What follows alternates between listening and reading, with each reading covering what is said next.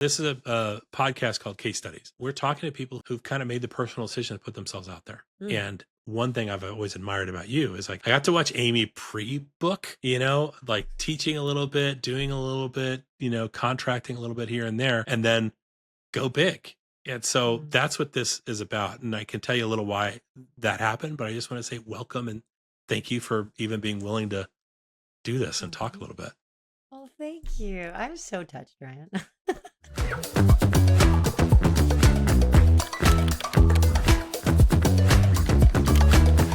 I can tell everybody the way we met was actually in a bar, as you do in San Francisco, but we got introduced because a friend had said you were an amazing coach.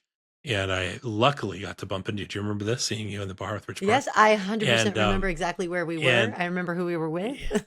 What I've told a lot of people about that, because actually my wife needed a coach at the time, and I asked you about it. And you not only said, sure, I'm happy to talk, but you coached me on how to tell her there's a resource. Do you remember this? Where I was like, hey, so I don't know how to tell my wife she needs a coach. She definitely needs to talk to you based on the stuff that you're doing.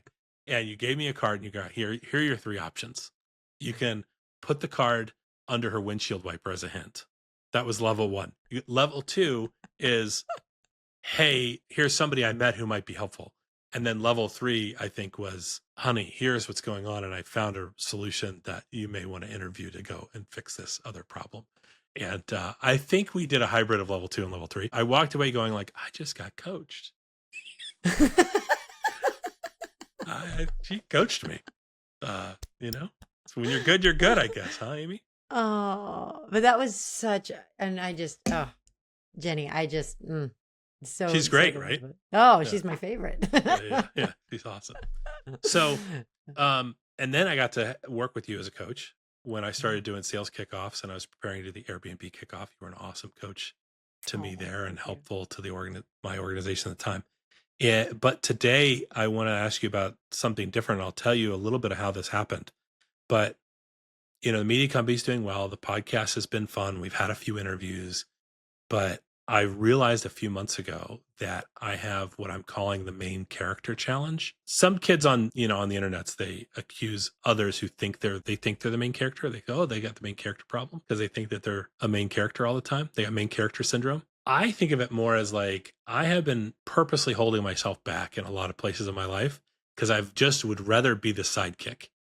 And so I've looked for those things, right? So I thought what would be cool is if when we did interviews with people for the show is to talk to them a little about their journey, because I'm working on my own journey and I find admitting that, right? So I think that's my level 1 is like, I'm going to admit to people that it may look like I think that I'm, the main character narcissist, especially because I've invited you on the show and I've been talking for 19 minutes. But the true issue is like, I'm trying to figure out how to put myself out there. What's the format, right? You wrote a book to put yourself out there. You're teaching courses. You're doing these big workshops. Like you obviously, I think there was probably a time when you made a choice. And I want to go back to that moment and find out what was going on for you where you said, you know what? I am going to share my story. And I'm going to let people in on the secret Amy stuff. I don't know when that was. When was that for you? Or do you relate to that? Interesting question. Is I've thought a little bit about this myself, but really through a different lens. And I'll back up by saying, my parents crack up at the work that I do today because, they remember me as the shyest, most introverted, debilitated by fear of other people child. Right. And so I could never speak up. I couldn't even ask our server for a napkin. I was so shy. And what cracks them up, is now I do these big keynotes. I coach people on speaking. I have no problem speaking in front of people. And it's wild. And I would never, it's interesting how you say, like, I've made the decision to put myself out there. I don't know if I've ever consciously had that thought. Like, let me put myself out there. I do know that sometimes it takes courage to be more public, right? For fear of like, oh, a lot of people aren't nice. That's just something you got to think about. That's probably the only thing I think of in terms of putting myself out there. You think about the trolls? But yeah, right. And so, and I keep telling myself, I'm like, I must be safe. And I'm clearly not big because I don't have trolls. So we'll get you some. Maybe we can get you some of that. Yeah. Right. I know. Yeah. I think what it comes down to and the reason I brought up being shy was because there was a slow progression where all of a sudden I didn't even think about speaking in front of people because it was never about me. And really how I got to this place where I'm teaching and speaking. I love to teach. I love to empower. I love to ignite the light of understanding in someone's eye, like to give people access to possibility, or at least not that I gave them access, but to have facilitated something where possibility or a deeper sense of freedom is available to them. Like nothing gives me more joy. And when I started my tutoring business in high school, and then all of a sudden now I'm teaching classes in high school, and then I started teaching at UC Berkeley, and then I'm leading workshops. It was never about me. It was about them. It was about something bigger. And so that drive to facilitate something for them or to empower, that is what has driven me every step of the way. So the book was an inevitability. It was in 2014. I'm coaching a lot at this point, and because of all the conversations I'd had around this moment in 2014, I was starting to see some pretty clear universal themes across all the different walks of life that I was coaching. I mean, I was a coach for a drug and rehab center. So I would go in, and that was some of my most incredible experiences, going into a room of 30, they called them clients, right? 30 clients, and they're all in rehab. And I would, on every week, I would be seeing the same face for a couple of weeks, and then they would graduate. And then I'd see, so every week it was a new face, and then there would be current faces. So I couldn't have a shtick, right? But I would show up, and I would have 2 hours with 30 people in a room to work with them as a group. And, you've got that. But then you've got professionals, you've got semi-celebrities, you've got that I'm talking to, I'm working with. And these universal themes became so obvious of how we hold ourselves back. And so as I started working through this and a lot of the research, I came up with ways to work through them and transform a lot of the ways that we hold ourselves back. And that roadmap that I had started to develop was really effective, and it was working across the board. And so around 2014, I was like, wow, I know what this body of work is. It works. And the moment I started hearing, hey, do you have a book? Is there a book on this that I can read that's going to help? And I would always say, no, it doesn't exist yet. Can you write the book? And I'm like, wow, I guess I could. But I knew it wasn't time yet because I was still, my instinct said, you're still getting case studies, you're still getting research. And it wasn't until 2019 that I knew for certain, okay, it's time. It's time to get this out in the world. I'm ready to write this. But never once did I think, oh, this is a strategy. I've got to do this to be out there. It was, no, I've got to get this out there because this helps people. And I can't work with everybody. And for those that I can't coach personally, at least I can give them this that might help, Yeah. So. That's really cool. Well, I started my career in education, and I know that like everybody has a different way they want to communicate and they want to learn. And so there are probably some people that the book serves them better than the coaching. Yeah. And especially like if somebody's super introverted and doesn't know how to bring you in to their life, to talk to a coach, or they don't process orally, they may need to take a book and go underline it and go crazy with it and figure out what's what, That's right. That's right. So for you, That's you said, I'm going to start to write a book in 2019. When did it come out? How long did it take? It was published in 2022. So it was a bit. It was, and it was, what a process. I mean, it was, but I have to say, it felt magical every step of the way. The work that I confronted the most was, as I was going through the writing process, I found myself constantly falling into this frame of writing to the skeptics. It was almost like I was constantly trying to defend what I was trying to say. It was wild to me how I would just default to wanting to defend already these arguments or these things that I'm trying to propose. And I'd have to stop and say, stop. You're writing to your clients. You're writing to the people that love you. You're writing to the people that like this stuff. And so I'd be like, right. And so it was almost a spiritual practice in the sense that I had to keep waking myself up. Wake up. No, come back to the frame that you are. But it's interesting though, because again, like it's kind of like putting yourself out there. I'm already gearing up to protect myself from people that want to tear it down. I can't even put my finger on it. But that to me though, Ryan, that was wild. It was constant, the process of writing. It's having to come back to, no. Write as if you're talking to your client. Right. Does the same thing happen when you post online, when you like are doing organic social media? Like I see on Instagram a lot. I see some of that stuff Recently, reshare on LinkedIn. Mm-hmm. So this came up today. We're working through Mm-hmm. somebody's LinkedIn post, and the phrase was something like venture capital is a model that doesn't ever work. And then the next line was, well, but it does sometimes. We all know it works sometimes, but only in a few times, It had a little asterisk or a little sub clause to it. It was the Mm-hmm. theme of what this person was trying to say. And and what I realized when I heard that example so clearly is this writing to the skeptics. That second line is for the skeptics. Hey, don't Mm-hmm. attack me. I get that it works sometimes, Mm-hmm. right? Like Mm-hmm. I don't know if you know this about me, but I don't like pizza. But when somebody like picks Did in I and know go, that? yeah, and they go, hey, you don't like pizza? And it's like, well, here's the deal. I like really good pizza, but I think pizza is a waste of time as like a popular kid food from school. Like everybody wanted to go to the pizza party. I wasn't Yeah. into that, and partly because that's where the masses were going. But if you give me like the real Italian oven, like puffy, blistery crust, like I'm Mm-hmm. not going to Mm-hmm. fight you on that, right? I'm like margarita pizza all day. You put a little like weird cheese and fig with drizzles. Like I'm in that. I'm in that. When I was a wine drinker, I was like, yes, give me that with a gallon of wine. We're good. But most of the time, I think pizza is like kind of nonsense food. Yeah. But that would be another one to who are you Mm-hmm. speaking to? So if you Yeah. want to stick out, you have to be contrarian. Don't Yeah. like pizza, always gets this reaction.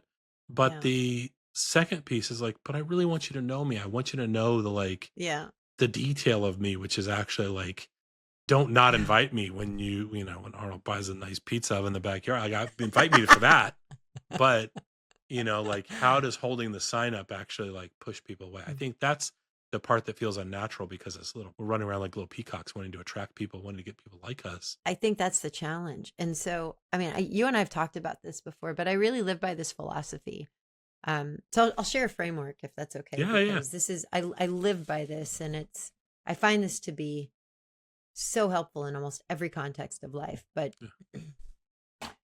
what I've decided is true is that in every moment in time for each of us humans, Mm-hmm. each of us is always standing for something, right? In Okay. each moment, we have a primary underlying objective that is live in this moment, but we're often not aware of what that primary underlying objective is. And from all my research and how the mind works and how the brain processes information and how we're hardwired for survival and how we're hardwired to avoid disconnection and rejection, and what I have come to realize is that because of the differential in the conscious mind and the subconscious mind processing, our focus gets hijacked regularly because the survival brain's trying to keep you alive. So this is my long-winded way of saying, and in each moment there's a primary underlying objective Mm. I think I'm aware of, but I'm often not. So let me give you an example right here, right now. You and I are having this conversation. Now, if Mm. I didn't know what I know, I might likely in this moment be standing for impressing your audience. Yeah. And that could be my primary underlying objective. Or I could be standing for impressing you. Or I could be standing for making you happy because this is your podcast. Or I might be standing for getting business as a result of doing this podcast. Or I might be standing for doing this right and getting it done on time because that is my underlying value. Or I could just genuinely be standing for connection and Mm. expansion, right? And Yeah. and that's what I'm choosing because, I adore you as a friend and I love our Okay. conversations, right? But if I weren't super present, I could slip into a stance of really caring more about how others are perceiving me than the actual act of connecting. So And which so is conscious and which is subconscious as you talk me through those options? let me Yeah. give Yeah. you a perfect example where it really starts to come to life. You know how you and Jenny might get into a tiff, an argument? Never. Never. Right. Now, in that tiff, your noble self would love to believe that you're standing for harmony, right? Of course. And so you're like, yeah, of course I'm standing for harmony. If we could just get through this tiff, we'll be in harmony. But let's be honest, and I know you very well, Ryan, you're not standing for harmony. You're standing for winning. Yeah. You're Yeah. standing for being right. And if she I saw you as right, you'd it's be really in hard being right all the harmony. time. So yes. Understood. Right. Right. But it's interesting though, because your noble conscious self is pretty convinced you're standing for the right thing, that for harmony, but really you're standing for being right. And you know this, right? Here's another example. Like if you had to give hard feedback to a friend or a colleague, and it's actually hard. So it's interesting. feedback conversations aren't inherently hard. It's only hard because, oops, in this moment, my stance has just shifted. I didn't do it. And that's the thing about our stance. The way I talk about stance is like a spotlight. Each of us has a spotlight we get to control. What am I making this moment about? Where's the spotlight? Where is it shining? Yeah. Now, if I have to give you really hard feedback right now, and I'm having a hard time doing it, it's just telling me that's a symptom. It being hard is a symptom that right now in this moment, I'm standing for something. I'm not choosing. I don't mean to be, and it's not serving either of us. And if I were to be very honest, I'm standing for avoiding conflict. Yeah. Right? I'm standing for being liked. I am not standing for your success. But if I were to shift my focus to your success, it's not hard because it's not about me. And so the whole thing about this idea that in every moment we have a primary underlying objective, a stance, we have a spotlight we get to control, that determines our entire quality of life. And what I have decided is that that spotlight is meant to be out and shining out as far as possible, because that's how we're going to navigate, like being in a car. Yeah. If I'm in a car in a dark country area, no lights around, and the headlights are shining out, I can navigate. Cool. But what if, for whatever reason, the headlights flip back into the car and flood the inside of the cab? Like, you become paralyzed. You can't go anywhere. And this is what's happening subconsciously to our stance because of how we're wired, our survival brain. It's like, oh, my rightness, my safety, my likability, my image, my. And so the moment the spotlight shifts on self, like, and it's not that our conscious mind does it. No one in their right mind would, well, let's asterisk here. Okay. Most people wouldn't choose to be right over being in connection. It just happens.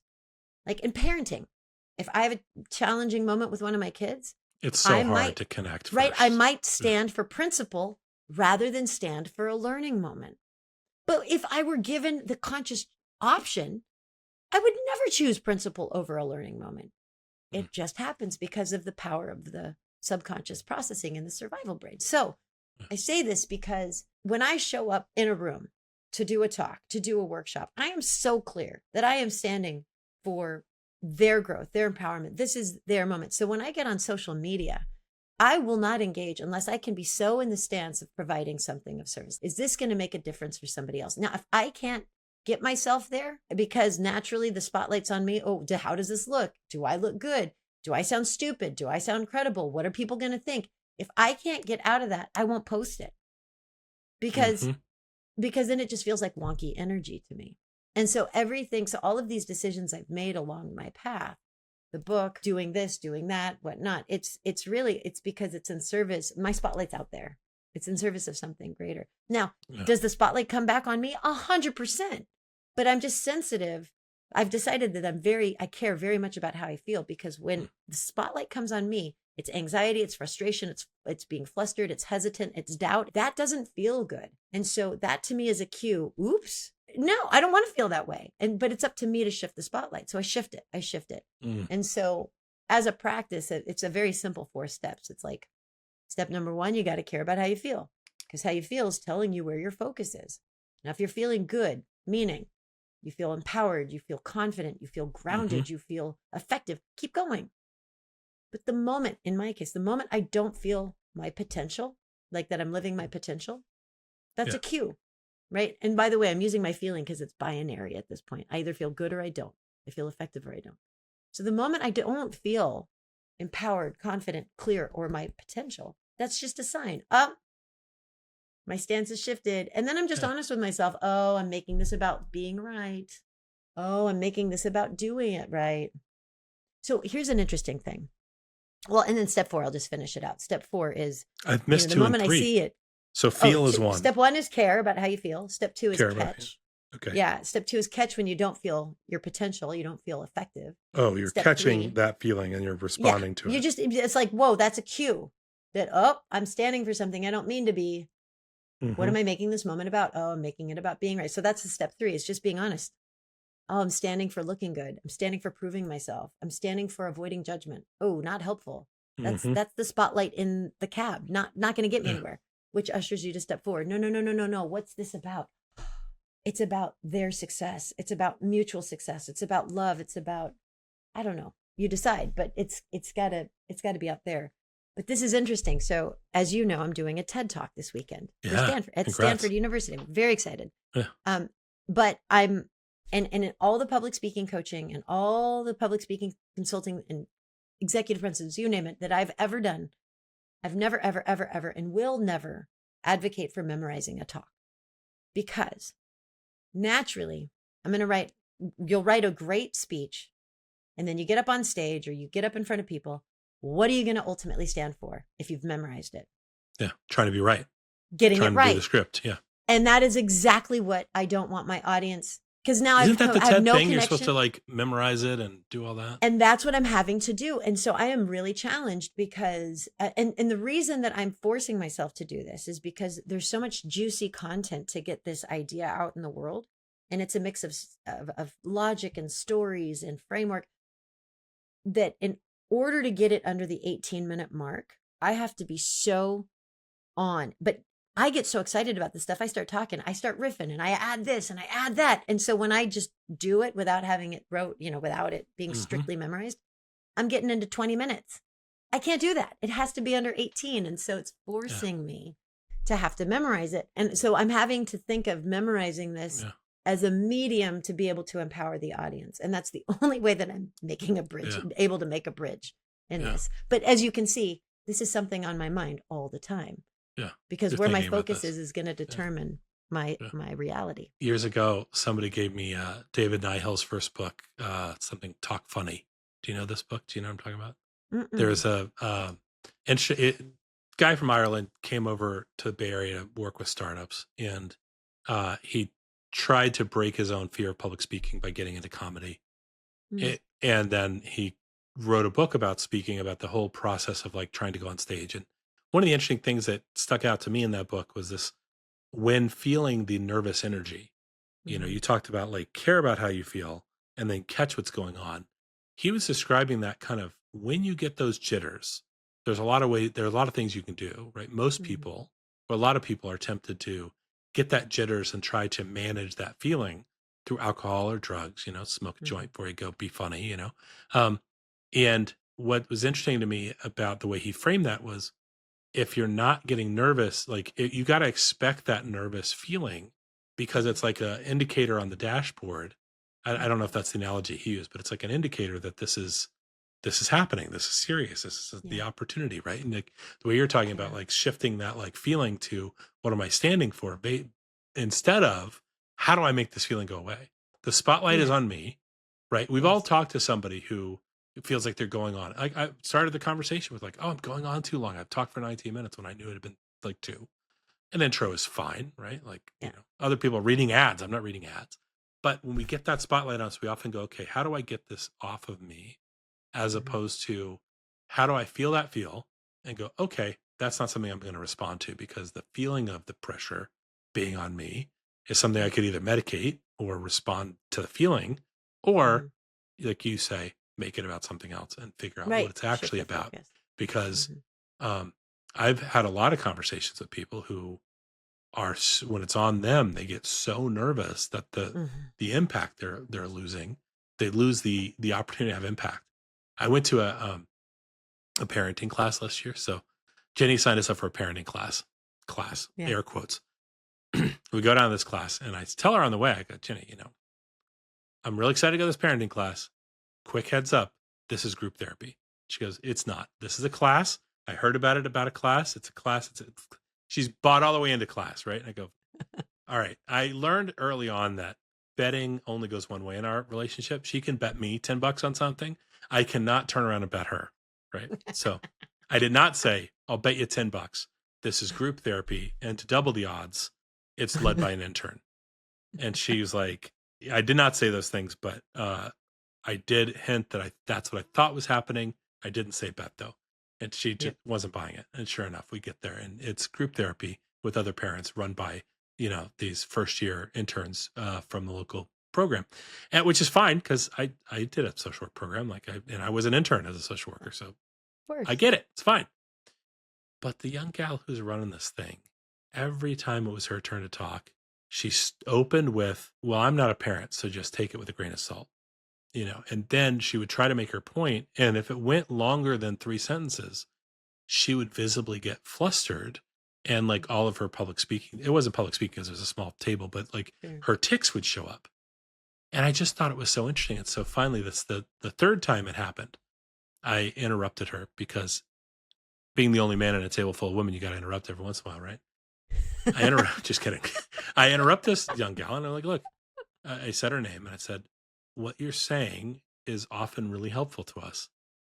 Would you mind slowing down and finishing your thought? It's okay to take a minute. We all want to, like, we're all looking to this Mm. perspective. Mhm. And she responded to that a little bit, but then was still obviously very like, why is everybody looking at me? It wasn't everybody. It was like Yeah. 5 people in the room, 10 people in the room. It was like, it was a small group, but to see her go through that was actually a good lesson for me because I do that sometimes. I start to go, I hear myself and I get worried about it. Or I go think about like, oh, well, we're going to edit this out or not. Well, there's a time and the place for that. If Mhm. instead we go ahead and check ourselves in for like, let's say long form content, Mm. the people who are coming for that are coming for that. They Mhm. want to hear you talk. Right. Mhm. And if you do find yourself going over, I don't think there's a single person in the audience who's going to be timing you. Mm-mm. Like the person who's timing you, the person who gets caught up on 18 verse 20 minutes, that's somebody else, right? You can stand for the audience having a good experience, then they're Yeah. not hurried along, and then it's not, you're not throwing off the whole agenda. But, the people that are there are not running their watch. They're going to be engaged. I can picture Mhm. them. I wish I was living closer. Jenny and I'd be on the front row. But I can just picture like they're engaged. They want to know what you're saying. Like the strongest part of your talk is going to be the end. You can't do Mhm. disservice to that. Right, right, right. No, thank you. Thank you. And but what you just said is so I mean, it's what a perfect illustration of how, our spotlight determines how we show up. It determines our experience, our internal Yeah. experience, and it determines how we impact others. And the cool thing is we get to direct the spotlight. And it's such a simple and obvious idea once you see it, but nobody teaches us this. And the whole thing about when you get up in front of people, I like to think that there's a distinction between nerves and nervousness. Nerves, that surge of adrenaline, that's a biological thing. We consider it healthy. It's like a power surge. It's Mm. telling us this is happening. I'm in front of people Yeah. because we're hardwired to Yeah. avoid rejection. Of course, we're going to feel something because now I'm in front of a bunch of people that could judge me. Wow. So there's adrenaline, but that's healthy. And if we tell ourselves we're excited, we can channel that energy, right? But the nervousness, the anxiety, that's not the surge of Mm. adrenaline, but that feeling of fear, that's simply a wonky focus. That's just simply because the spotlight shifted back on self and it's paralyzing me because now all my thoughts are going because they can't get them out, Yeah. Well, right? the thing that Yeah. strikes me about So, that is like when that shift focuses onto yourself, mm-hmm. it's not actually shifting to yourself as much as it's shifting to what do I think others think I look like? Perception. That's right. Right. And Exactly so right. when I'm That's focused exactly on right. that, I'm focused on something that there is no way I could actually control it. There's only myths None. about how I think I control it. Do I look good? Do I smell good? Am I smiling enough? Like, and then everything else in my idea good. Like, I can't Mhm. determine whether or not they think the idea is going to be good because it's how they think, Right. right? I can, and Right. then it's very easy to get caught up in that. So, you've given Yeah. me a lot to think about. I'm sure you've given everybody else a lot to think about. So, thank you so much, Amy. Of Appreciate course. you Of course. coming on to Oh. case studies and telling us how it is. Oh, thank you. I mean, I'll sit down with you any day, all day, any day, talk You're about all sweet. the things. Where do you want people to find you? What channel are you focused on right now? LinkedIn, Instagram, you YouTube? Where know, to I just love go buy the LinkedIn. book? Oh, yeah, buy the book, Living on Yeah. Purpose, 5 Deliberate Choices to Realize Fulfillment and Joy. But LinkedIn, I spend a good amount of time. I enjoy that.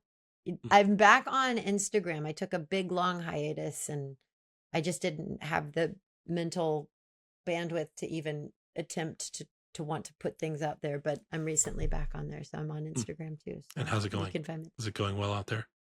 You know, thank God I've got an amazing my Emily, she's with me. She comes to a lot of my gigs and Yeah. she captures things and we come up with things together. And if I didn't have her to help me do this, I wouldn't even think to do it, honestly. It just isn't even in my Yeah. mind. Like I just don't think Well, social. So I would say I'm it's glad going that well you're making an considering. attention for it because I see you on Yeah. Instagram and I like seeing you on Well, Instagram. thank So you. anyway. Well, thank All you. right. Thanks so much. We're going to wrap up. But yeah, let me just say again publicly, thank you so much. I Thank appreciate you. you. Yeah, likewise, my friend. Likewise.